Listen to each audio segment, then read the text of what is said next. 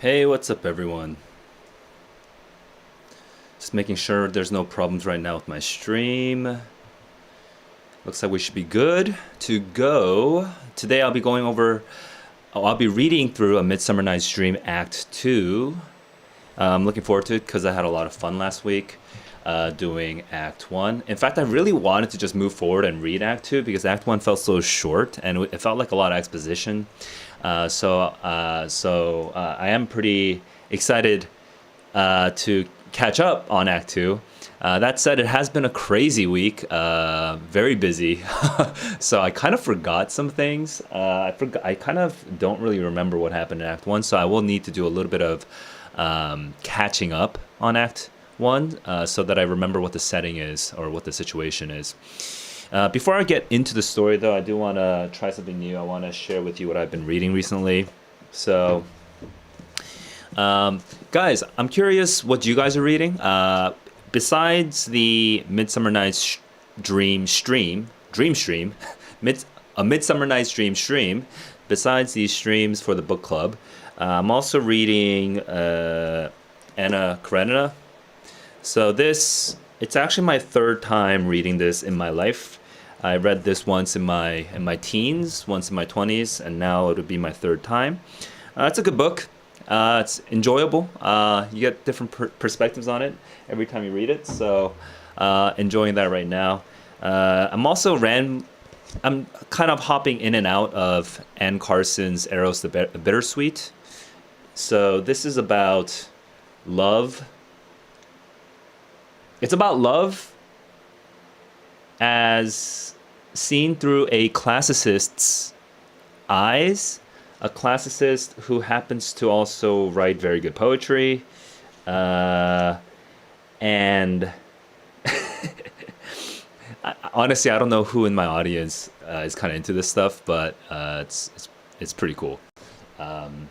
One random thing that happened this week is it was actually last week. Last week, I read one of these chapters, and it talked about Bostrephodon. Bostrephodon, which is a specific type of it's the way that Greek used to be written. Used to be written in this kind of interesting way where I'm gonna try to describe it, and it'll be very hard to understand just from a verbal description. But basically, if you write down a sentence. In English, when there's a line break, you just continue left to right. So you start at the left, you keep writing to the right, and then when the page margins come up, you go back to the left and you continue from the left side, right? Well, Bostrephodon is, I think it's called like the ox plow. I think it means like ox plow or something like that, but it actually turns at the margin. And it goes from right to left, and then turns again when you hit the left side margin, and goes from left to right again. So every other line in this old way of writing, you would actually be reading either left to right or right to left. But not only that, the letters themselves turned. That's the crazy thing.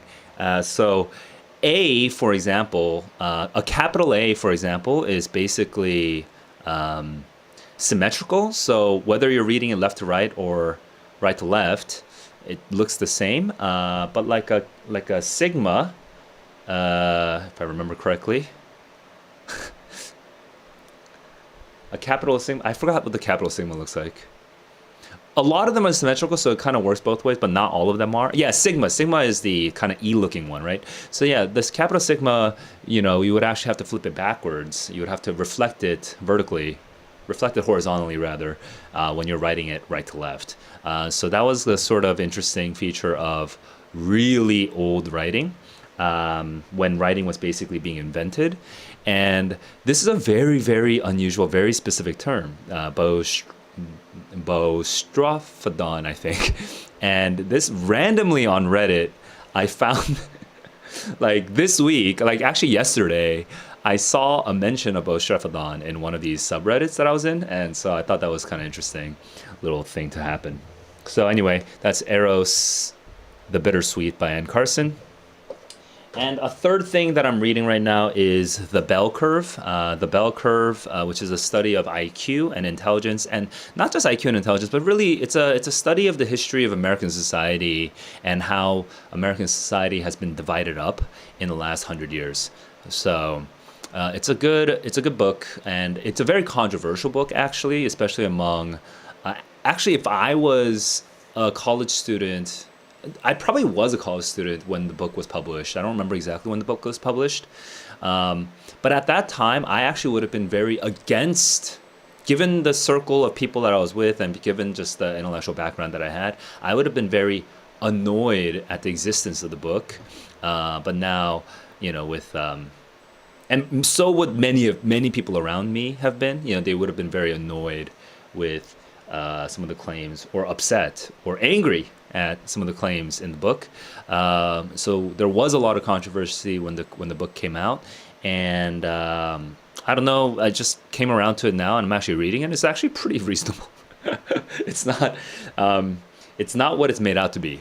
So it's a good book, The Bell Curve. Should I show it to you? I'll show it to you. Give me a sec.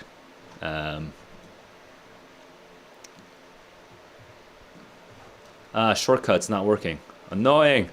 Shortcuts work. Oh, here. Yeah. The Bell Curve. Okay. Intelligence and class structure in American life. Actually, it looks like it's older than I was thinking. Maybe it's before I was in college. But yeah, this is that book.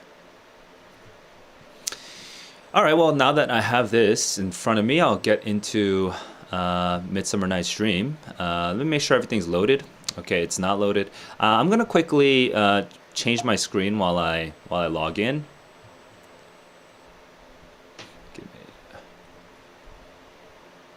I see I'm not. Yeah, I need to log in.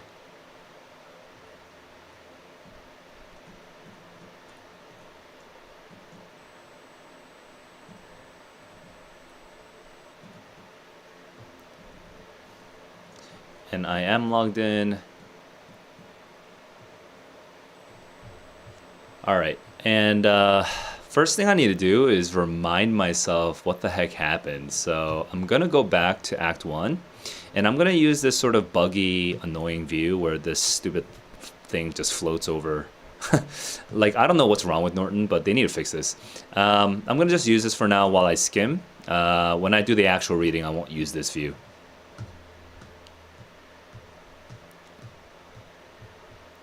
Okay, I'm actually forgetting the characters' names. Okay, we have Theseus, Hippolyta, Aegeus, Hermia, Lysander, Demetrius, Helena, Philostrate. I forgot, is that how you pronounce his name? Philostrate, pronunciation. It's probably not Philostrate, which is the way I actually pronounced it the first time. Philostrate, yeah, there we go. Philostrate. And then Aegeus, I'm pretty sure Aegeus is correct. So let me just double check. Aegeus, yeah.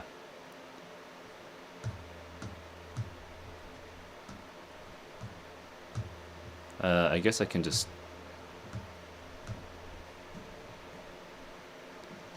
What the... Where's the video? Okay. His name, as well as consider subscribing. There. So either an emphasis on the best, let me know in the comments. I think I prefer the first one, Aegeus. Aegeus. Okay, so that is correct, yeah. Wow, that was a lot of explanation for pronunciation. Okay, so we got the Aegeus. Now, I still don't remember what happened, so let me remember what happened. If any, okay.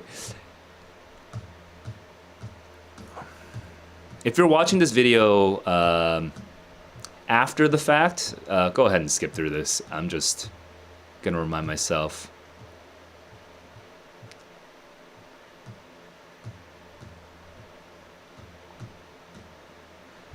Okay, Theseus and Hippolyta are gonna get married. We're gonna have Philostrate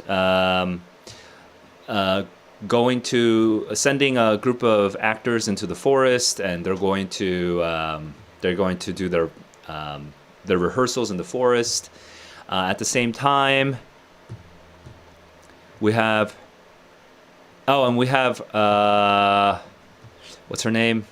We have Hermia, who is in love with Lysander.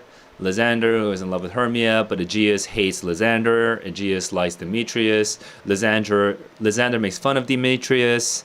Why don't you marry Aegeus instead? Because Aegeus loves you so much. Lysander and Hermia then decide to run away. And Helena tells Demetrius that Lysander and Hermia are going to run away, which is like this ridiculous thing that I don't understand. Okay, so that was Act 1. I kind of remember most of it now. And I'm trying to remember who seems sort of dumb or... Oh, and then we got... Oh, right, duh. And then I forgot about this. Peter Quince, I think. Peter Quince, not Kintz. Peter Quince is the guy who's sort of leading the acting company. And we're going to have a bunch of people playing various parts, but I'm going to not bother to remember who's playing which part. All I know is that there is one characterization which I thought was important, which is Bottom. Bottom, who's supposed to be kind of, I guess, the dumb guy or the funny guy. He is very confident in his writing, in his acting ability, right? So he's kind of the buffoon here. Right. We have this little bit here. Okay, yes. All right, so I think that's good enough for Act 1. Let's get into Act 2. Act 2.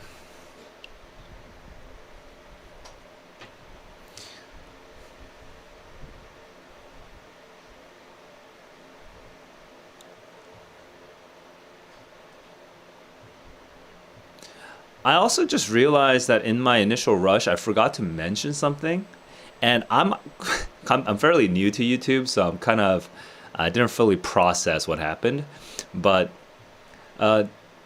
Nahijul Hassan Sabit, thank you for subscribing, or thank you for joining my membership, the Acolyte membership. It seems like you might not be here anymore, but if you ever see this video, just want to let you know I saw that.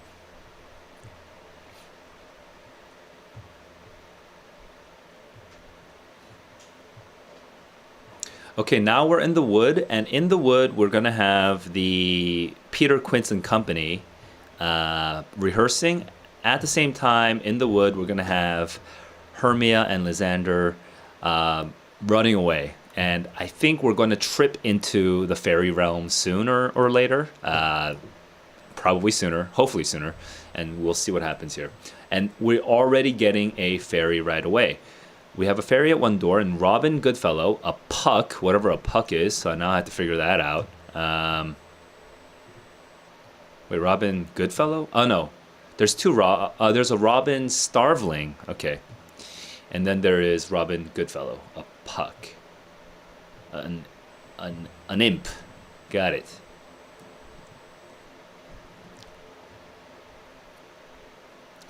One door, so there's doors. We're in the forest and there are doors, which is confusing for me to imagine, but let's go for it. How now, spirit, whither wander you?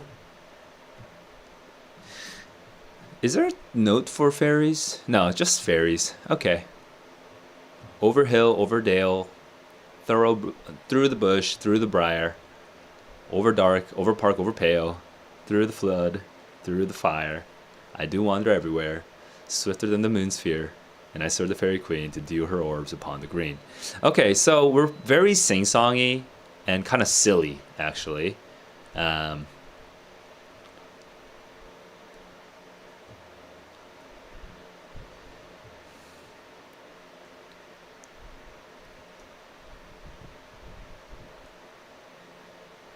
It's also tetrameter, which makes it sound sing-songy. The cowslip's tall. Her pensioners be in the ghost spots. You see, those be really favorite favorites in this freckles. Okay, so I'm kind of what we're doing right now is we're sort of right, because in this play, if you're watching this play for the first time without any context, you're seeing right now we're just explaining to the audience who these characters are, and we're telling the audience, hey, just in case you've never heard of this play before, this character is a spirit, and we're just sort of announcing what the fairy life is like.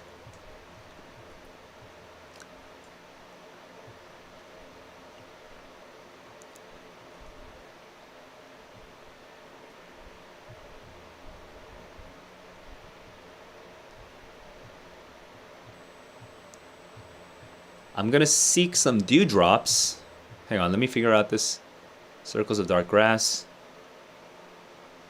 Oh, okay, so apparently circles of dark grass were considered like fairy rings in the past. Um, that's cute. I'm gonna hang a pearl in every cowslip's ear. So this is the fairy life. Okay, now we are thoroughly settled in the world of fairies. The queen and the elves come here anon. The king doth keep his revels here tonight. The queen should not be within his sight. For Oberon, the king, is angry. She stole a lovely boy from an Indian king. She never had so sweet a changeling.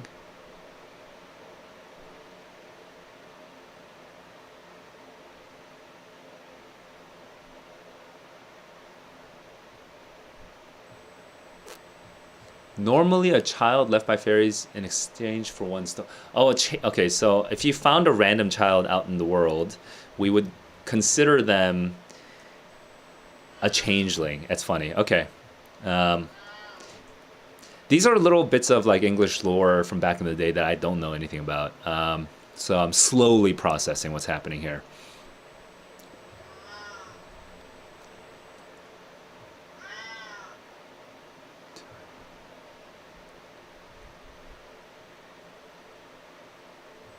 Okay, so she has a little obsession. She has a little obsession with a little boy, an Indian prince or something, right? Um,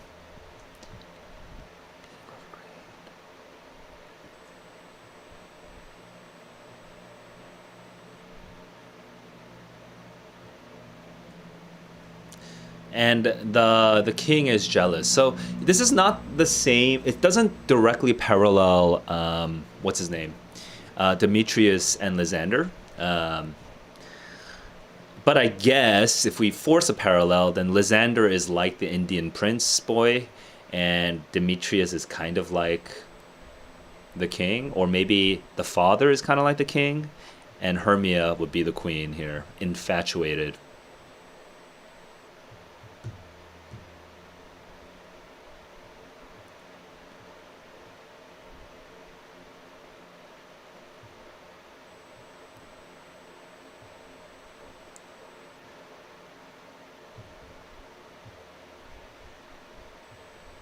Okay, now we're introducing Robin Goodfellow. Robin Goodfellow is not a good fellow. It's an ironical name. Frights the maidens of the villagery, skim milk, sometimes labor in the quern, and bootless make.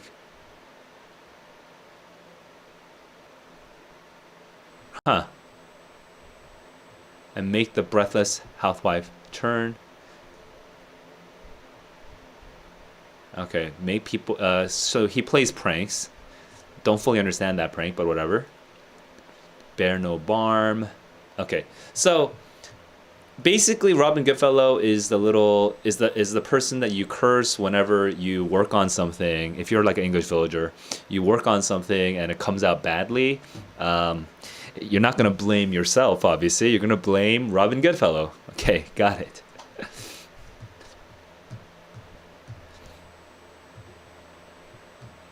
And here, when I'm talking about making something, I'm talking about making butter or making beer.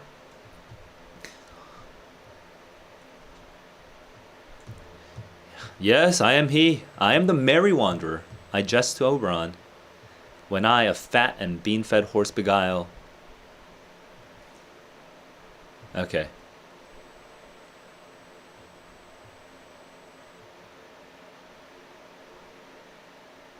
Of a roasted crab apple. Oh, I see. It's an apple. In the very likeness of a crab apple, drink, I bob on her lips. I'm the guy that makes you spill your drink on yourself.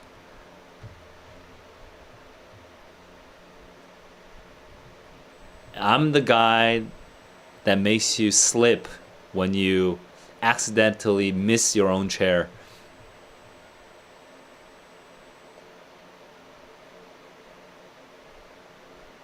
Sneeze? Yeah, okay. Here comes over. Okay, so now we have introduction to the fairy world. We also have an introduction to to an imp or a puck.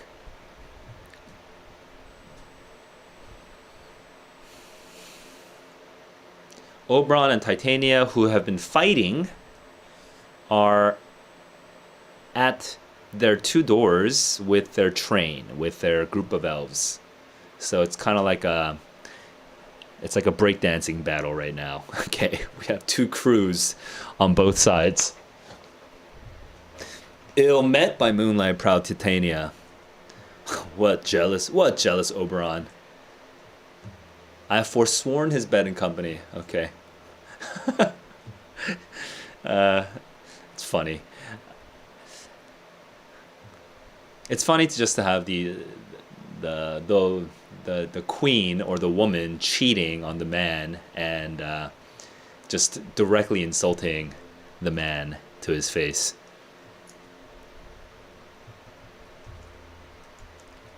Am not I thy lord, then I must be thy lady. But I know.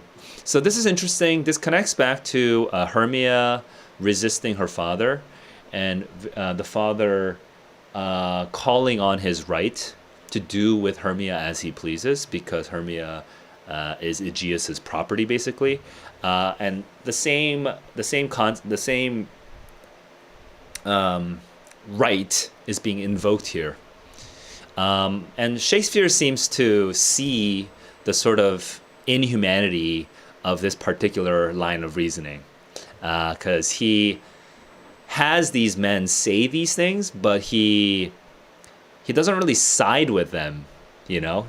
The women still rebel, and they still have their feelings, they have their impulses, they have their thoughts, and Shakespeare allows us to all see that. Then I must be thy lady, but I know, when thou hast stolen away in the shape of, playing on to amorous Philida, I know you are cheating on me too.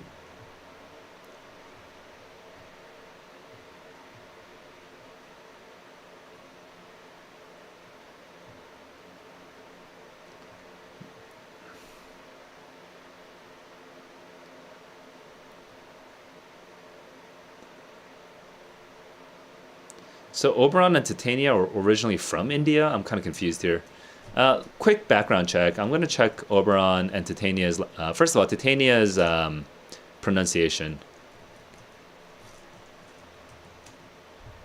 Yeah, Titania? Titania? Okay, interesting. There's a whole thing here.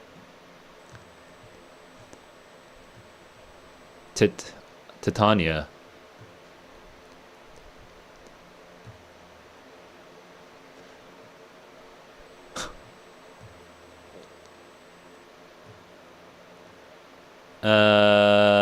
Okay. In the Titania. This is the only pronunciation that works in the meter. Oh no. But you know what? Let me just double check the meter. And Oberon, Oberon must be Oberon.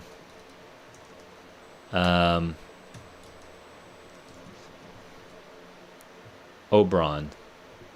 Oberon. Yeah. That can't be that hard. So to Theseus.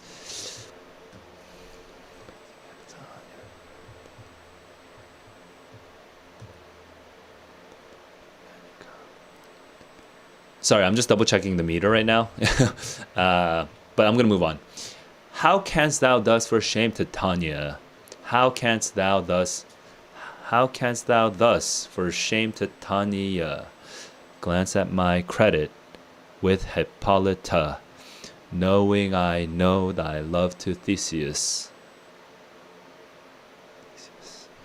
Okay. Titania, they both work in terms of meter. It's just a matter of... at that point, it's just a matter of how you want to pronounce it.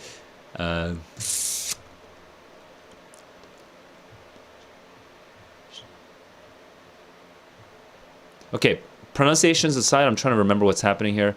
So Titania is annoyed with Oberon.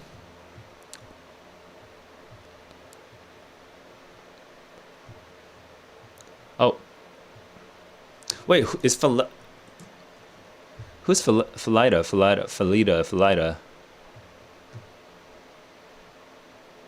Oh, it's just a typical name for a shepherd and shepherdess.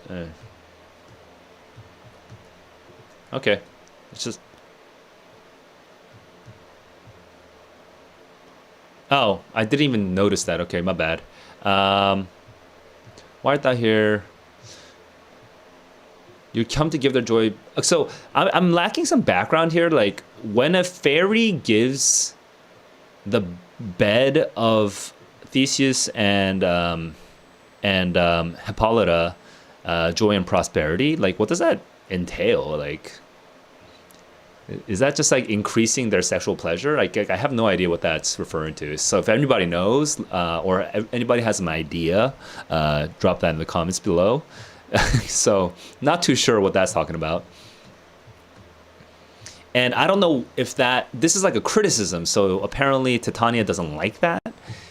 And then you're actually questioning my good name with Hippolyta, knowing I know thy love to Theseus. So they have their sides. This thou lead him through the glimmering night from Phrygia, whom he ravished, and make him with fair Aegils. I'm going with Ariadne and Antiopa, Ariadne. I'm gonna miss this part. I'm gonna move on. These are the forgeries of jealousy, and never since the middle of summer, spring. Spring is the beginning. Okay. Met we on a hill to dance our ringlets to the whistling wind, but with thy brawls, you've been ruining the summer with your jealousy.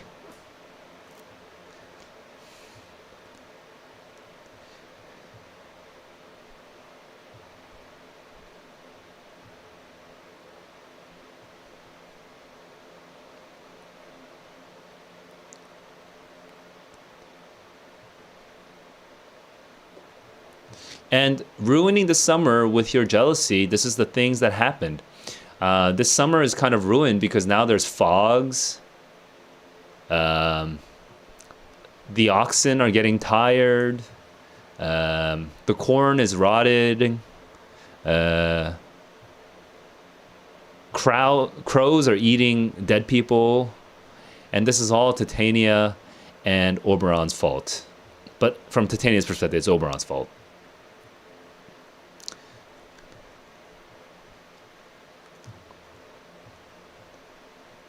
They would rather have their Christmas now because of how sucky this summer is. It's all your fault. Therefore, the moon.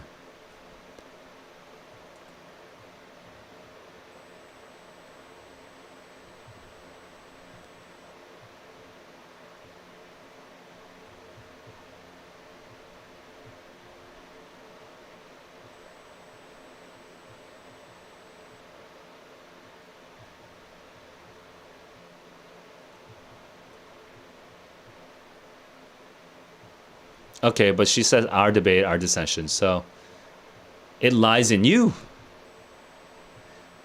You're not allowed to disagree with me. Become my page of honor. Set your heart at rest. The fair line bides not a child of me. Votress. Okay.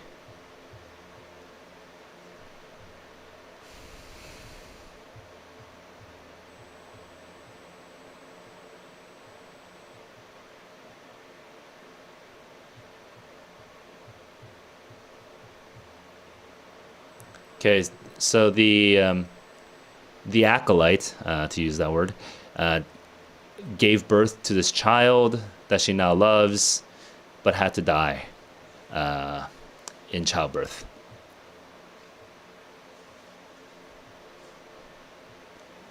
Till after Theseus's wedding day, perchance till after Theseus's wedding day. Wait, perchance till after Theseus' wedding day. Okay. I think we might be a little bit creative with Theseus as in 2 syllables versus Theseus as in 3 syllables. We might be a little bit flexible with that in the meter here. If you will patiently dance in our round, go with us. If not, I will avoid you. Hand that boy over.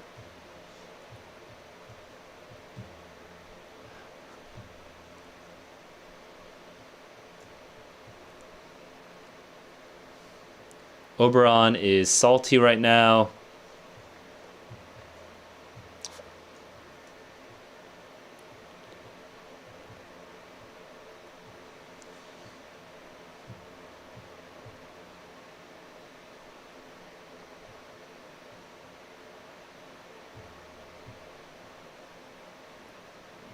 So he's talking about a mermaid that was kind of magical.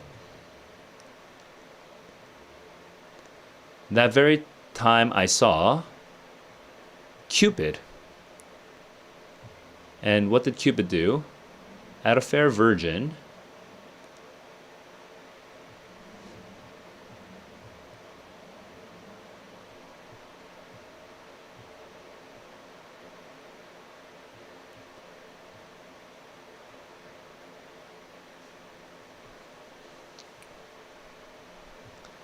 And the imperial votress passed it on and made a meditation fancy free. But I could see the shaft quench the chaste beams of the watery moon. Wait, what? So did he miss? Pass it on and made a meditation free of love thoughts. Yeah. Oh, I see. He did miss, and it fell upon a little western flower, and maidens call it the pansy. Love and idleness. Fetch me that flower. Okay, so this one reason why this play would be very entertaining for somebody watching at that time is that it keeps making references to things in the real world and giving like fanciful background explanation for why it happens. Everyone knows what it feels like to spill a beer or spill a drink on yourself, or to try to sit down on a stool and then miss and fall, or to put a bunch of work into the farm and for your corn to come out dead and rotten, or to what was one? There was like some other examples. To churn the butter and it comes out like rancid, right? Like everyone in that audience, maybe not everyone, but that audience is going to have a bunch of people who understands that feeling, and then this play just sort of like calls it all out, like little things that you can sympathize with, little things that the man can sympathize with, that the woman can sympathize with, the boy can sympathize with, the girl can sympathize with, and just like shouts out like, hey, I see you, as the playwright, I know you, my audience, I know what you guys are going through, and we shout that out. Trying to think of like a modern analog, but the problem is I don't really listen to a lot of music or watch a lot of movies these days, but sometimes there's like comedies that will take political events in like a movie and have I don't know, I feel like Looney Tunes might have done this, or somebody, where like the big event. Oh, actually, Forrest Gump did this. Geez, I don't remember Forrest Gump right now, but like big, huge things that are happening in the national consciousness. Like in the Forrest Gump version, he was the one who was like responsible for it in some indirect way. I don't remember it right now, but that's the kind of thing that Shakespeare is doing right now. I wonder if there's like a word for this technique. If anybody knows a word for this technique, let me know in the comments. But it's an easy way to, in a lighthearted way, to connect with your audience by shouting out the things that they all know, but like saying something creative, doing something creative with it.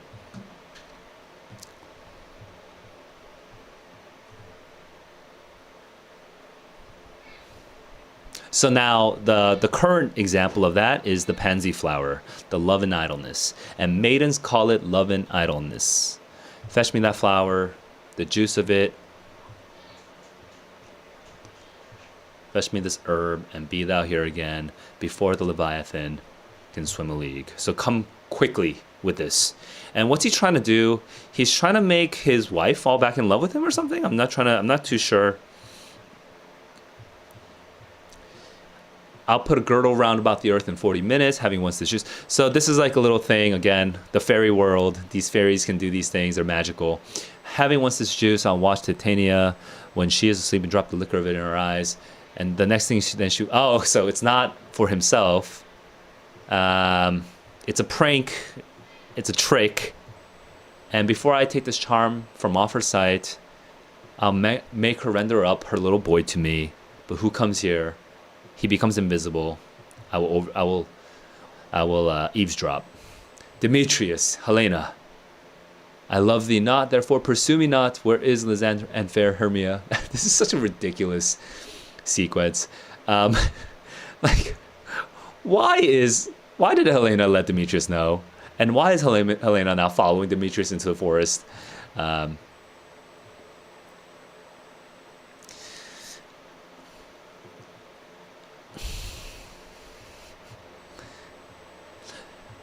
I kind of like this. I like this. The other stayeth me. It feels it's like romantic, but also a little stiff at the same time. Thou toldst me they were stolen, and wood within this wood, because it cannot meet my Hermia. Hence get thee gone and follow me no more. So Demetrius has a lot of like rhetorical flourish. He's very structured in the way he speaks. You draw me, you hard-hearted adamant, but yet you draw not iron from my heart is true as steel.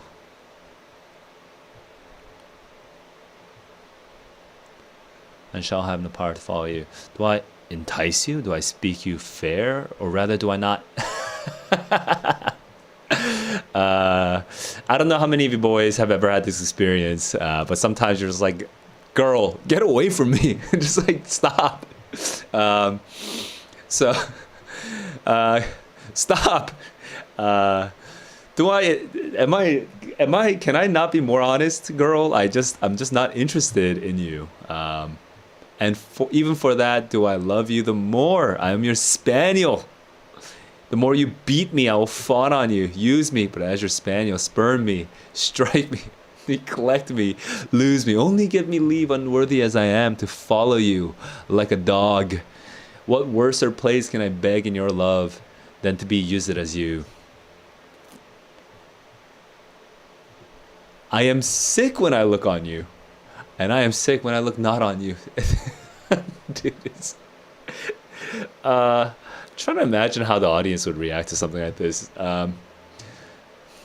Because it's probably kind of a caricature, right? Of like, I would imagine most women wouldn't act like this in that society, in that world. You impeach your modesty too much to trust the opportunity of night and the ill counsel of a desert place with the rich worth of your virginity. Your virtue is my...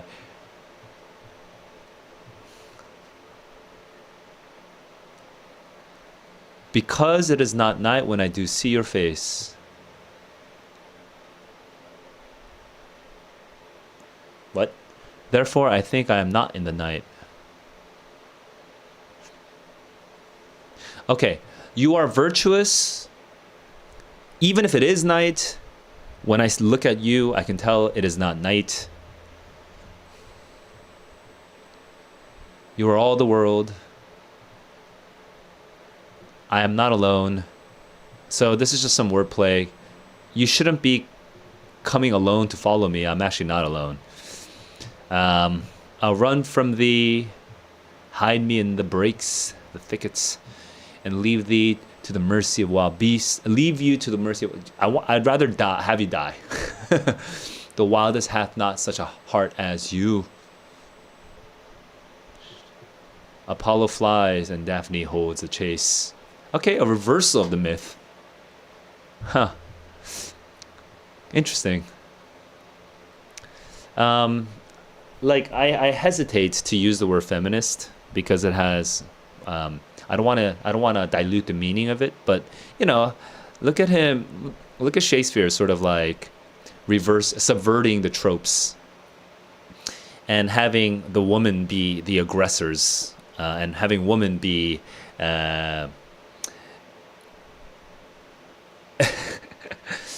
like having the man Oberon in this case being petty and weak. You know, we're reversing a lot of stereotypes.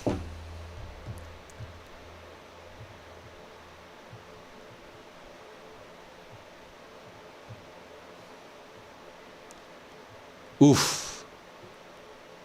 Do not believe, but I shall do thee mischief in the wood. I, in the temple in the town, the field you do me mischief. So this is like a threat, actually. Like, he's like threatening to like rape her or something crazy like that. And then she's like, you're doing me mischief in every place in the world by avoiding me. Your wrongs do set a scandal on my sex. Oh, I see. Woman, we're not allowed to fight for love. We're not supposed to woo. And yet, I will become that scandal. I will follow you. I will make a heaven of hell to die upon the hand I love so well. Die upon the hand I love so well. Okay. Helena is over the top. Okay, but respect. She earned... At first, she was just ridiculous to me. Now I respect her. Fare thee well, nymph. Wait, Oberon was listening in, and now he's saying... Oh, so Oberon is kind of promising a happy ending. Okay. Aw. So not only do I respect Helena, Oberon respects Helena. So you and I, Oberon, we're on the same side here. And Robin has come back with the flower. Nice.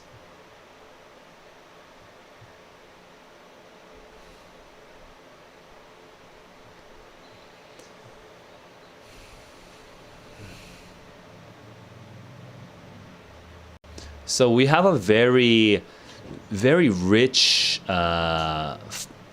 description of like the flora of this particular bank, and so it's a very lush environment where Titania is sleeping.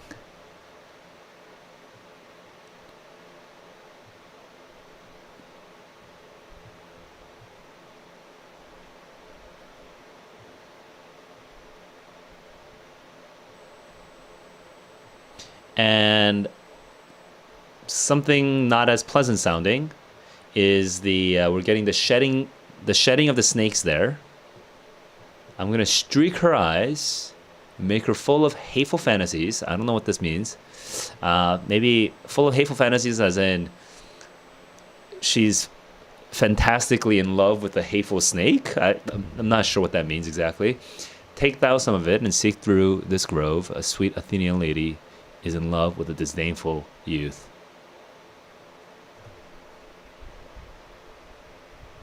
Oh, no, in his eyes.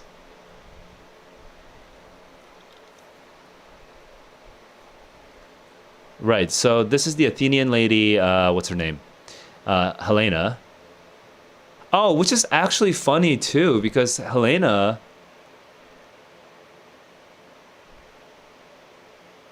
Hang on. Helen of Troy? Is Helen originally Trojan?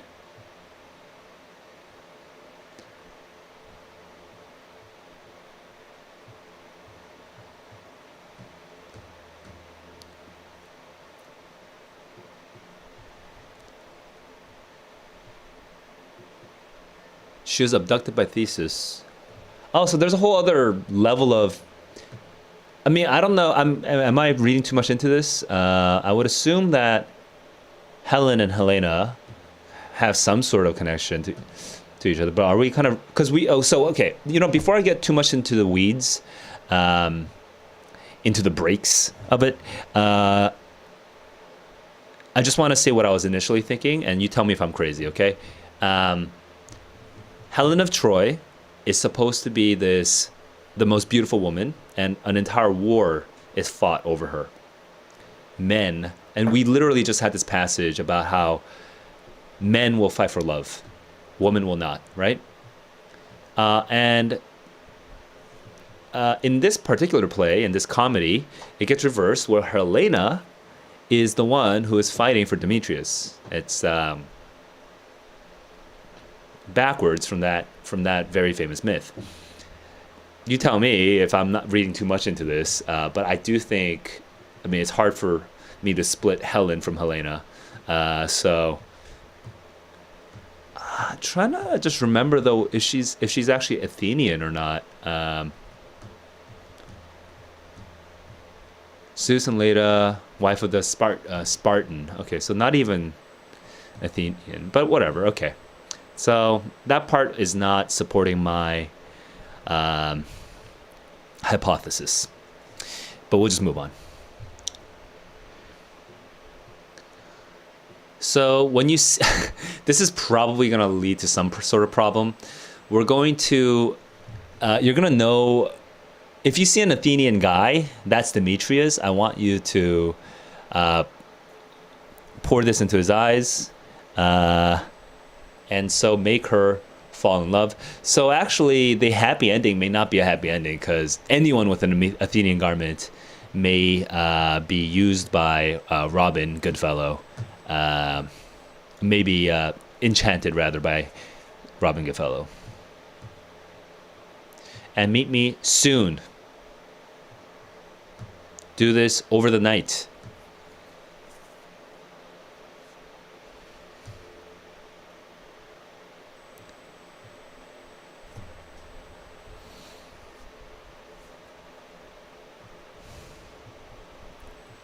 Okay, let me just gather my bearings, get my bearings.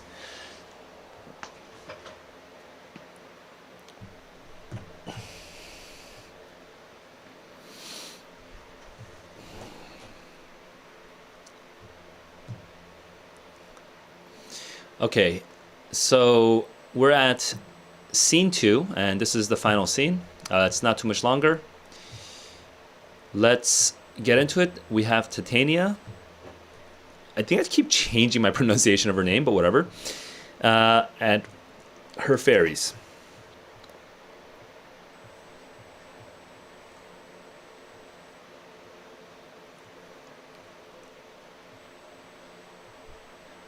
Oh, caterpillars were called cankers? Whoa. Okay. I didn't know that. Some war with some war with rear mice. Some war with rear mice for their leathern wings to make my small elves coats, and some keep back.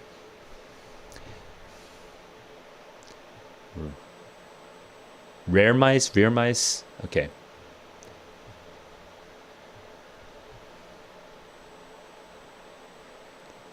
So we're gonna kill caterpillars.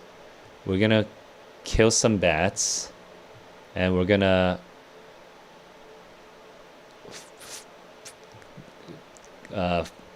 shoo some of the owls.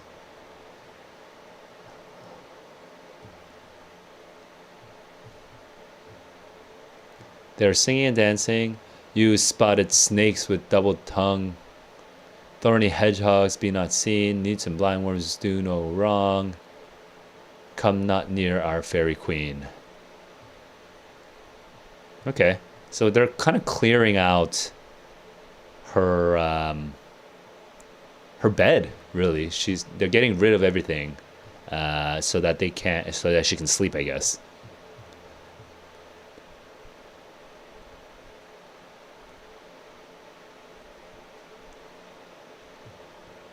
Okay, there we go. We're getting a lullaby.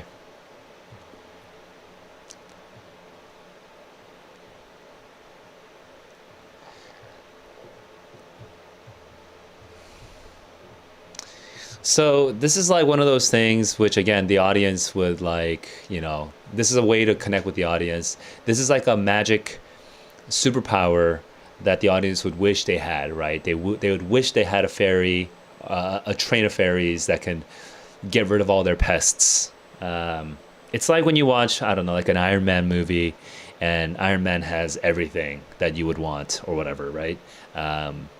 It's fantastical. So that establishes that, again, the audience would sympathize, would like connect with this.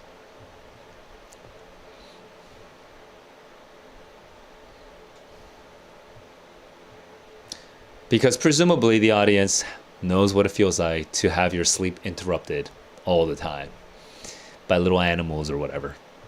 Hands away, now all is well. One aloof stands sentinel.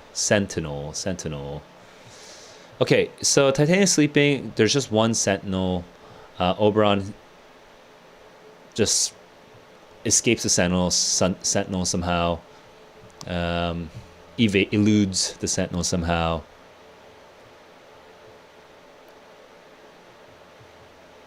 And Oberon's intention is to have Titania fall in love with some random animal. Some random vile animal. Some ugly animal. Lysander, Hermia. Okay. So it's going to be a total shit show. I can tell. Like, Oberon's going to fall in love with, Titania is going to fall in love with Lysander, and, like, I don't know. And then Lysander is going to fall in love with some other person. Because they're gonna enchant Lysander, I think.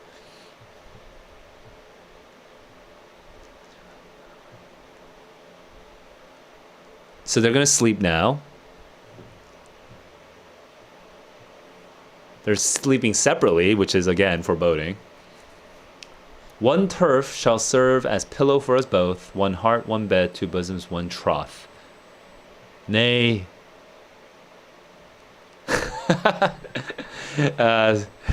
Dude, I mean, I don't know how old you guys, you, my viewer, are, but such a boy and girl thing to do.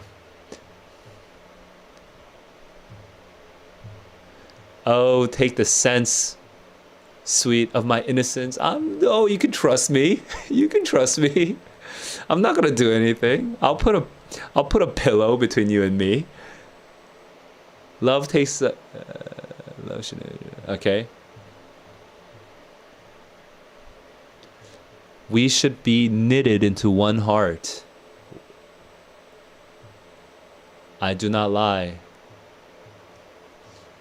Oh, Lysander.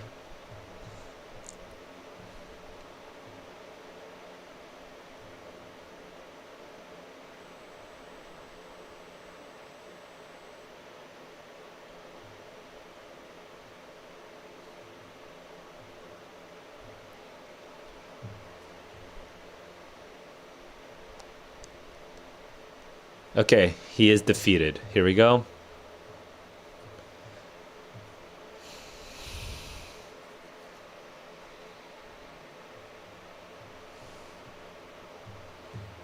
Robin Goodfellow now has confused Demetrius, or Lysander rather, for Demetrius.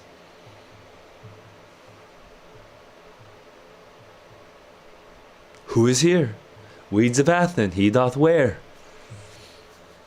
The despised the Athenian maid, and hear the maiden sleeping sound on the dank and dirty ground, pretty soul on the tank.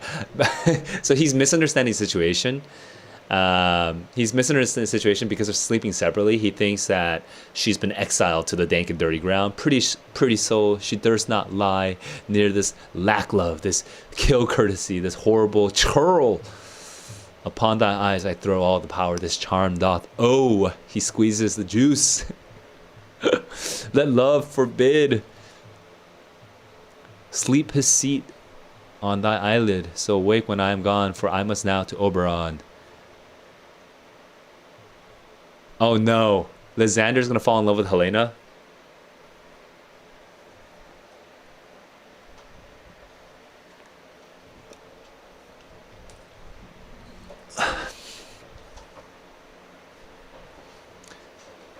I feel like the queen, Titania, is gonna fall in love with Lysander, and Lysander's gonna fall in love with Helena. Could there be something funnier than that? I'm trying to think, but I can't imagine a more ridiculous situation at the moment. If the queen falls in love with, I don't know, man. It's too much. There's too many characters. It's actually hard to like simulate the various outcomes. Okay, moving on.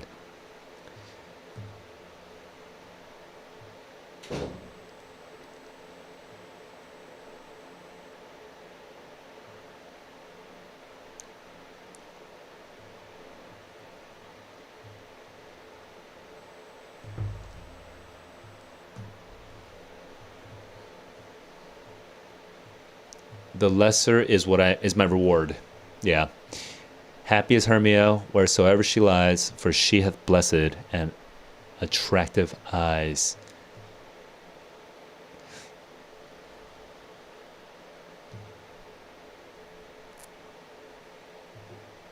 I just had a brief distracting thought, like what would happen if Lysander fell in love with Demetrius? Would Shakespeare make that happen? I don't know, actually. Probably not, right? That wouldn't happen. That would make things so crazy. Now with all tears, if so, my eyes are oftener washed than hers.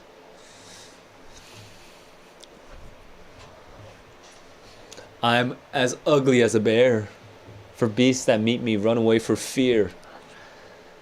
No marvel, though Demetrius do. Therefore, I do not marvel.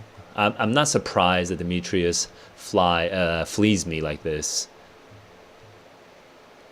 What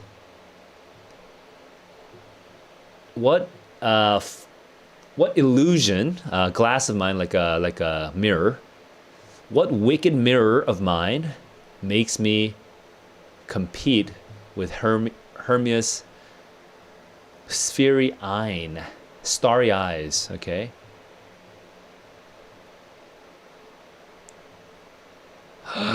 Lysander falls in love with Helena. Yes, that's what I said earlier.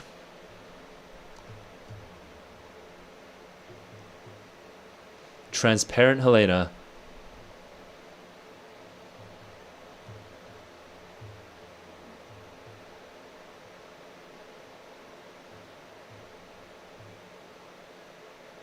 Wait, so Helena loves Demetrius. Lysander wants to kill Demetrius. Now Lysander loves Helena. No, I do repent the tedious minutes I with her have spent. Not Hermia, but Helena I love, who will not change a raven for a dove. Helena, who is lacking all her self-confidence, has now Lysander pursuing her, calling her a dove.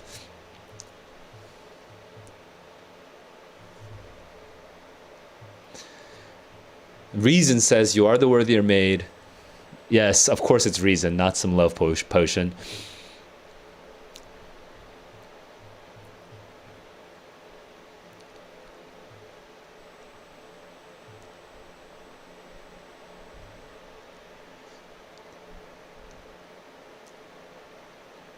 Leads me to your eyes where I look over love's stories, written in love's richest book. Sorry, I just kind of lost track.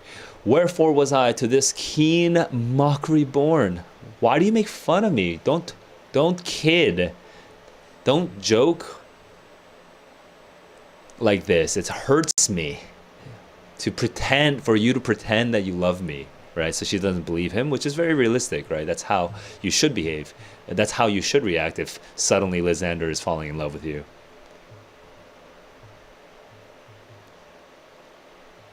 But you must mock me. Good troth, good faith, you do me wrong. Good sooth, you do. Very well, I don't believe you. I thought you were better bred.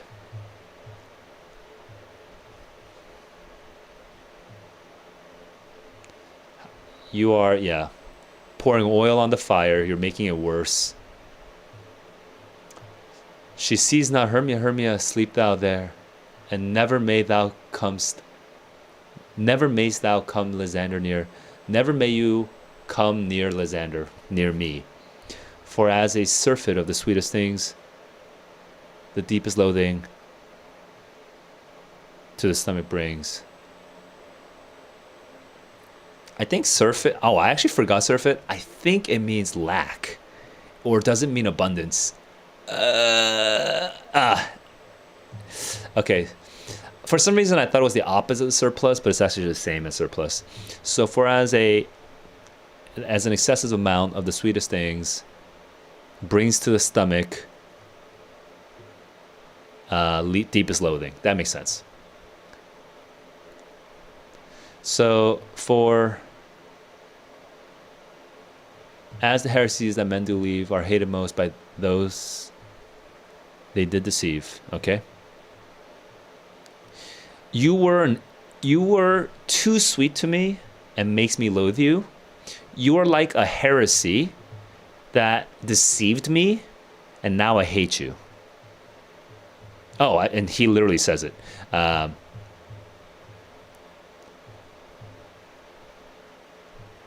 all my powers address your love and might to honor Helen and to be her knight.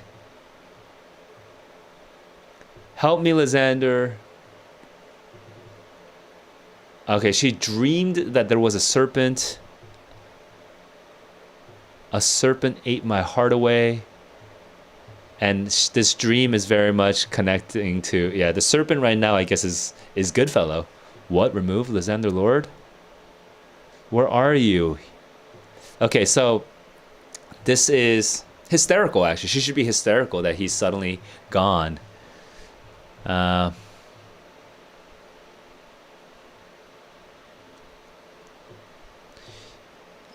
You are not near.